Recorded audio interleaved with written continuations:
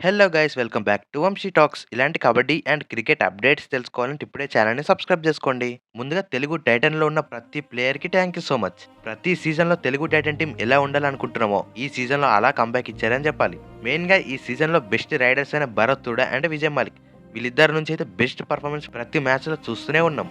మెయిన్గా ఈ సీజన్ తెలుగు టైటన్ ఇంత సక్సెస్ అవడానికి కారణం మన హెడ్ కోచ్ అయిన కృష్ణ కుమార్ హుడా గారు. ఈ టీంకి అండ్ మన హెడ్ కోచ్కి once again thank you so much. మీరైతే ఈ సీజన్ మాకు చాలా మెమరీస్ని ఇచ్చారు. మ్యాచ్ ఓడిపోయి ఎలిమినేట్ అయినందుకు మాకు మీరు సారీ చెప్పే అవసరమే లేదు సార్. మీరు ఈ సీజన్లో మాకు ఎంత మంచి అవుట్పుట్స్ ఇచ్చారో మా అందరికీ తెలుసు. ఏ సీజన్లో ఏ కోచ్ కూడా ఇంత మంచి బెస్ట్ అవుట్పుట్స్ అయితే ఇవ్వలే తెలుగు టైటన్కి. మీరు నెక్స్ట్ సీజన్ ఇంకా స్ట్రాంగ్ టీంతో వస్తారని మేము నమ్ముతున్నాం. ఈ టీంని ఇంత ముందుండి నడిపించినందుకు once again thank you so much sir. ఇలాంటి అగ్రెసివ్ కోచ్ అయితే తెలుగు టైటన్కి చాలా అవసరం. నెక్స్ట్ సీజన్ కూడా ఇంతే స్ట్రాంగ్ టీంతో వస్తారని మేమైతే 100% నమ్ముతున్నాం. క్వాలిఫైర్ 2లో మనం ఓడిపోయాం పునేరి పల్టన్స్‌తో. బట్ ఈ సీజన్‌లో ఎలాంటి హోప్స్ లేకుండా వచ్చింది తెలుగు టైటన్. ఒక స్టార్ ప్లేయర్ లేడు. ఒక బెస్ట్ పర్ఫార్మెన్స్ ఇచ్చే టీమ్‌గా అనుకోలే మనం. ఇలాంటి టీమ్‌ని కూడా బెస్ట్ టీమ్‌గా చేశాడని చెప్పాలి. సీజన్ 4లో క్వాలిఫై అయిన టీమ్‌ని మళ్ళా నెక్స్ట్ ఏ సీజన్‌లో కూడా క్వాలిఫై కూడా అవ్వలేకపోయింది. హెడ్ కోచ్‌గా ఎప్పుడైతే వచ్చాడో అప్పటి నుంచి ప్రతి ఒక్క మ్యాచెస్ గెలుస్తున్నాం. లాస్ట్ ఇయర్ కూడా జస్ట్ మిస్‌లో క్వాలిఫై అవ్వలే.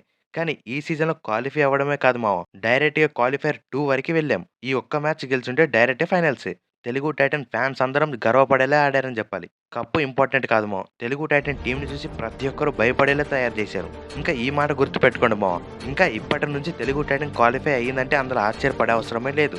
ప్రతి సీజన్‌లో స్ట్రాంగ్ కంబ్యాక్‌తో వస్తాం. ఇంకా నెక్స్ట్ సీజన్‌కి ఇంకా మంచి కాంబినేషన్స్‌తో టీమ్‌తో వస్తారని నేనైతే 100% నమ్ముతున్నా.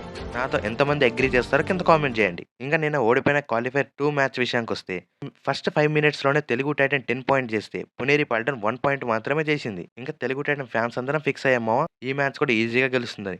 కానీ మనం ప్రివ్యూలో ఏం మాట్లాడుకున్నామో అదే ఎగ్జాక్ట్‌గా జరిగింది. పునేరి పల్టన్ రైడింగ్ చాలా స్ట్రాంగ్‌గా ఉందని చెప్పాం మావ.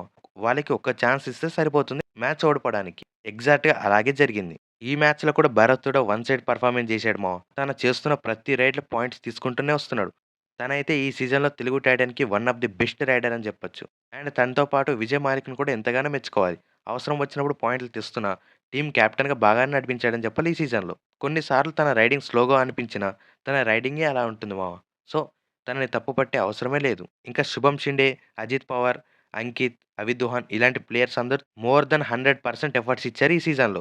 సో, ఎవరిని తప్పు పట్టే అవసరమే లేదు. మెయిన్‌గా అజిత్ పవార్‌ని. జస్ట్ ఈ ఒక్క మ్యాచ్‌లోనే తన నుంచి పర్ఫార్మెన్స్ చూడలేము. టోటల్‌గా 8 అన్‌సక్సెస్‌ఫుల్ టాకిల్స్ అయితే చేశాడు. బట్ తను ఆడిన మ్యాచెస్‌లో వన్ సైడ్ టాకిల్ చేశాడని చెప్పొచ్చు. తన నుంచి సోలో టాకిల్స్ ఈ సీజన్‌లో చాలానే చూసాం. తన వల్లే మ్యాచ్ ఓడిపోయామని చెప్పే అవసరం అయితే లేదు మావ. దీని గురించి మీరేమంటారో కింద కామెంట్ చేయండి.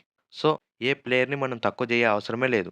ఏం పర్వాలేదు మావ. తెలుగు టైటన్‌కి మనందరం సపోర్టివ్‌గా ఉందాం. ఇంకా next season Telugu Titan best comeback ఇయడం అయితే ఫిక్స్. ఈ సీజన్‌లో తెలుగు టైటన్ ఏమేం రికార్డ్స్ బద్దలు కొట్టిందో దాని గురించి మనం క్లారిటీగా నెక్స్ట్ వీడియోస్‌లో మాట్లాడుకుందాం. ఇక్కడి వరకు వీడియో చూసినందుకు thank you so much. Please subscribe to Vamshi talks. Thank you.